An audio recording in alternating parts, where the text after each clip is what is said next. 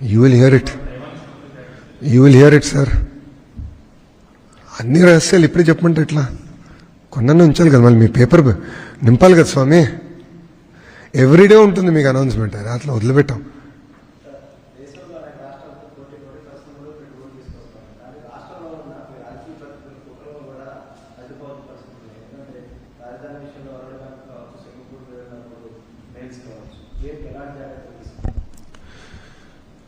అందుకే చెప్పాను, ఈ పార్ట్నర్షిప్ సమ్మిట్, ఈ సమ్మిట్లో ముగ్గురు కలిసి రావాలి. ప్రభుత్వం, పెట్టుబడులు పెట్టే కంపెనీలు, ప్రజలు ముగ్గురు కలిసి వస్తేనే అనుకుంది మేము సాధించగలుగుతాం. అంటే కులం, మతం, ప్రాంతం ముసుగులో కొంతమంది వచ్చి విద్వేషాలు రెచ్చగొడుతున్నారు, లేని రెచ్చగొడుతున్నారు.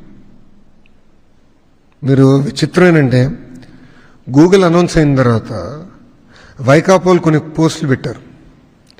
గూగుల్ వస్తే ఆ చుట్టుపక్కల ప్రాంతాల్లో చెట్లు పెరగవని. ఎంత అన్యాయం చూడండి. మళ్ళీ తర్వాత వాళ్ళ నాయకుడు అంటాడు, ఆయన పట్టుకొచ్చాడు అంటాడు. తర్వాత ఆఫ్కోర్స్ చాలా మాట్లాడాడు, ఎవరికి అర్థం అవ్వాలి, అది డిఫరెంట్ స్టోరీ. బట్ ఇక్కడ ఏంటంటే ప్రజల్లో కూడా చైతన్యం రావాలండి.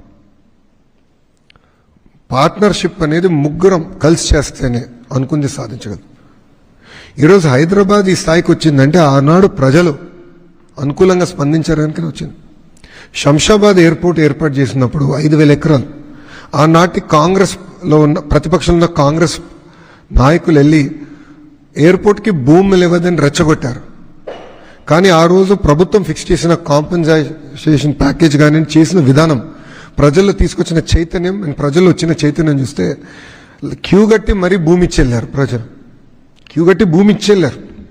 ఈరోజు చూడండి ఆ శంషాబాద్ ఎయిర్పోర్ట్, రింగ్ రోడ్ చూడండి, జినోమ్ వ్యాలీ చూడండి, ఐటీ ఎకోసిస్టమ్ చూడండి. సో ప్రజల్లో కూడా ప్రజలు, ప్రభుత్వం, పెట్టుబడులు పెట్టే పారిశ్రామికవేత్తలు కానీ, ఎంఎస్ఎంఈ ఆంటర్‌ప్రెన్యూర్స్ కానివ్వండి, అందరం ముగ్గురం కలిసికట్టుగా వస్తేనే అనుకుంది సాధించగలుగుతాం. సో ప్రజలు అన్నీ చూస్తున్నారు, ప్రజలకు అన్నీ తెలుసు. అంత ఈజీగా మోసపోతారని అనుకోను. అన్నీ గమనిస్తున్నారు, ఎవరేం చేస్తున్నారో చూస్తున్నారు. మేము కూడా టైం టు టైం మొత్తం ఎక్స్పోజ్ చేస్తాం. ఎందుకంటే శ్రీకాకుళంలో జరిగిన ఘటన కూడా ఒక ఫేక్ వీడియో రిలీజ్ అయింది, ఏఐ వీడియో. ఇట్లా చేస్తున్నారు, వాళ్ళే తయారు చేసి వాళ్ళే అఫీషియల్గా రిలీజ్ చేస్తున్నారు. ఎన్నిటిమైనా విల్ టేక్ యాక్షన్.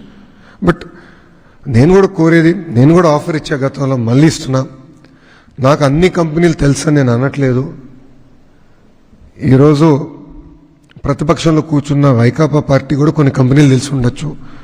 వాళ్ళు కూడా చెప్పమనండి, పలానా వ్యక్తి ఇన్వెస్ట్ చేసేందుకు సిద్ధంగా ఉన్నారంటే క్రెడిట్ వాళ్ళకి ఇస్తా, నో ప్రాబ్లం. కానీ తీసుకొచ్చి ఆంధ్ర రాష్ట్రంలో పెట్టుబడులు పెట్టిస్తా. I have no issue boss. Andhra రాష్ట్రం అభివృద్ధి చేసేదానికి అందరం కలిసికట్టుగా పనిచేద్దాం. ఎన్నికలప్పుడు పోరాడదాం, కొట్టుకుందాం, మాడదాం, పర్లేదు, నో ప్రాబ్లం. బట్ మిగతా టైంలో కలిసికట్టుగా రాష్ట్రాన్ని మనం అభివృద్ధి చేసుకుందాం, కలిసికట్టుగా రాష్ట్రాన్ని ముందలు తీసుకెళ్దాం. మీరు చూడండి, ఇతర రాష్ట్రాల్లో కూడా నేను చూశాను. రాష్ట్రానికి వచ్చేగల రాష్ట్రం లోపల కొట్టుకుంటారు, మాడుకుంటారు, తిట్టుకుంటారు. రాష్ట్రం బార్డర్ దాటి వెళ్తే స్టేట్ ఫస్ట్ అంటారు, ఏ పార్టీ అయినా. రాష్ట్రానికి విరుద్ధంగా, రాష్ట్రానికి కించపరిచే విధంగా పార్లమెంట్లో ఎవరు మాట్లాడరు. మీరు గమనించండి, ఎక్సెప్ట్ ఇప్పుడు ప్రతిపక్షంలో ఉన్న party. That is the sad part. కానీ ప్రజల్లో చైతన్యం ఇంకా తీసుకొస్తాం, కలిసికట్టుకు వెళ్దామండి, కలిసికట్టుగా ముందరికి వెళ్దాం. ఇది అందుకే పార్ట్నర్షిప్ సమ్మిట్ అన్నాం. ముగ్గురు కలిసికట్టుకు వెళ్తేనే అనుకుంది సాధించగలుగుతాం.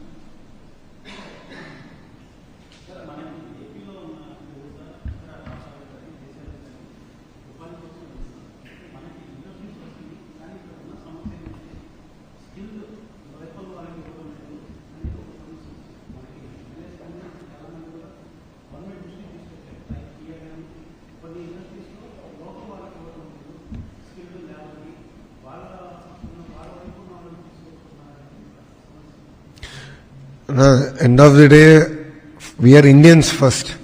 మనందరం భారతీయులం. కంపెనీలు ఈరోజు వచ్చి ఆంధ్ర రాష్ట్రంలో పెట్టుబడులు పెద్ద ఎత్తున పెడుతున్నాయంటే తెలుగు వాళ్ళని చూసి పెడుతున్నాయి.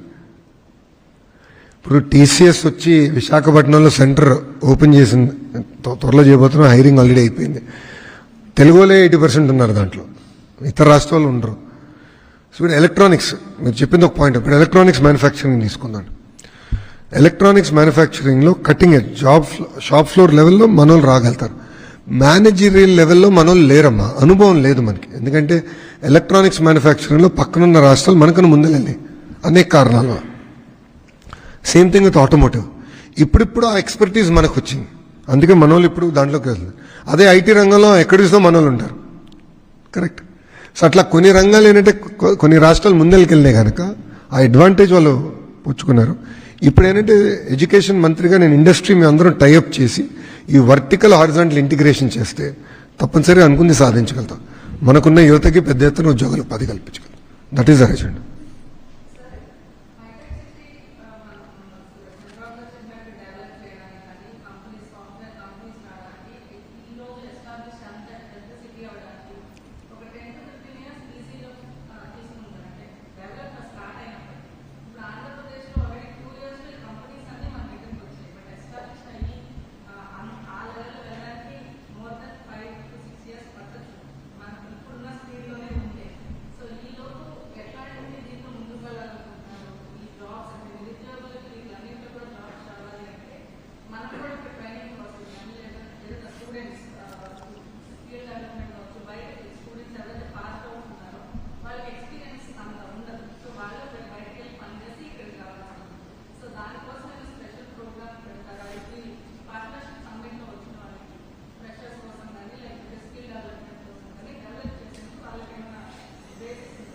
అప్పుడు ప్రధానంగా ఏంటంటే కరికులం మొత్తం రీవ్యామ్ చేస్తున్నాం, కరికులంని బలోపేతం చేస్తున్నాం. 4 సంవత్సరాలు ఇంజనీరింగ్ నేర్పించబోతే ఎట్లమ్మా? కరెక్ట్. సో నాదేంటంటే కరికులం బలోపేతం చేయాలి, నంబర్ 1 ఎజెండా. నంబర్ 2, ఎవరైతే ఉద్యోగాలు ఎత్తుకుతున్నారో, ఉద్యోగం కావాలని కోరుతున్నారు, నైపుణ్యం పోర్టల్ అందుకే మేము లాంచ్ చేయబోతున్నాం. And first time in India, బహుశా ప్రపంచంలోనే ఫస్ట్ టైం అనుకుంటా, I have to check, but ఇండియాలో ఫస్ట్ టైం ఏంటంటే ఏఐ బేస్డ్ ఇంటర్వ్యూ. మీరు ఏ స్కిల్ అని తీసుకోండి, ఏసీ మెకానిక్, 2-వీలర్ మెకానిక్ దగ్గర నుంచి క్వాంటమ్ సైంటిస్ట్ వరకు ఏఐ ద్వారా మేము ఇంటర్వ్యూలు చేయబోతున్నాం, ప్యూర్ ఏఐ డ్రివెన్. అక్కడ 5 సబ్ టాపిక్స్ పైన వాళ్ళ పర్ఫార్మెన్స్ ఎలా ఉంది, టెక్నికల్గా ఎక్కడున్నారు, కాన్ఫిడెన్స్లో ఎక్కడున్నారు, ప్రెజెంటేషన్ స్కిల్స్లో ఎలా ఉన్నారు. ఎందుకంటే చాలామంది ఇంటర్వ్యూకి వెళ్ళి ఫెయిల్ అవుతారు, ఇంటర్వ్యూని చూస్తే భయం వేస్తుంది, అలవాటు ఉండదు. సో మేమేంటంటే ఒక ప్లాట్ఫామే క్రియేట్ చేస్తున్నాం, ఏఐ బేస్డ్ ప్లాట్ఫామ్.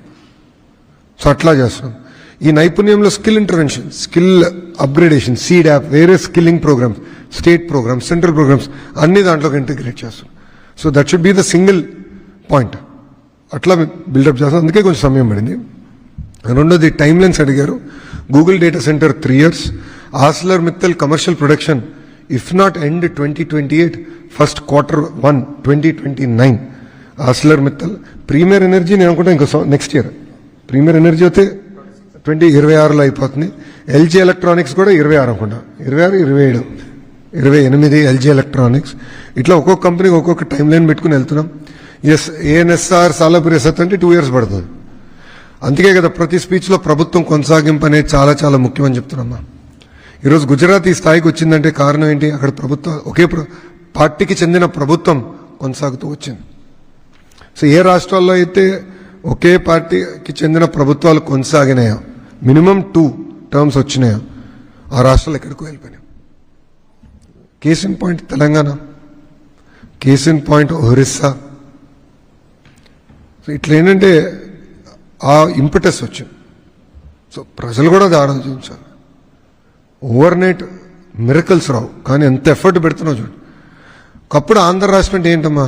విద్వేషాలు రెచ్చగొడతాం, ఘర్షణలు, ప్రతిపక్ష ఇంటి నేత పైన దాడులు, ప్రతిపక్ష పార్టీ ఆఫీసుల పైన దాడులు, హత్యలు అందరం చూసాం కదమ్మా. గతంలో అదే కదా న్యూస్, ఫ్రంట్ పేజీలు ఏమొచ్చేది గతంలో? దాడులు, హత్యలే కదా. ఈరోజు మీరు గమనించండి, పెట్టుబడులు, పాజిటివ్ న్యూస్, రీఎన్ఫోర్స్మెంట్. బట్ ఇంకా చాలా చేయాలి. ఒక అద్భుతమైన ఉదాహరణ రోడ్స్. ఇప్పుడు ఏమవుతుంది 5 సంవత్సరాలు రోడ్లు పెట్టించుకోలే. మొన్న వర్షాకాలం ముందర రోడ్లు వేసాం. మన బాగా వర్షాలు పడినాయి, ఎట్టి పడినా కొన్ని రోడ్లు పోయినాయి. ఇప్పుడు మళ్ళీ అన్నీ రీవర్క్ చేయాలి. సో గౌరవ ముఖ్యమంత్రి గారు ఇప్పుడు ఏమంటున్నారు, మీరు మొత్తం వైట్ టాపింగ్ చేయండి అంటున్నారు. ఎక్కడైతే ఎస్పెషల్లీ ఉభయ గోదావరి జిల్లాలో వైట్ టాపింగ్ చేసి పర్మనెంట్ రోడ్స్ చేయండి.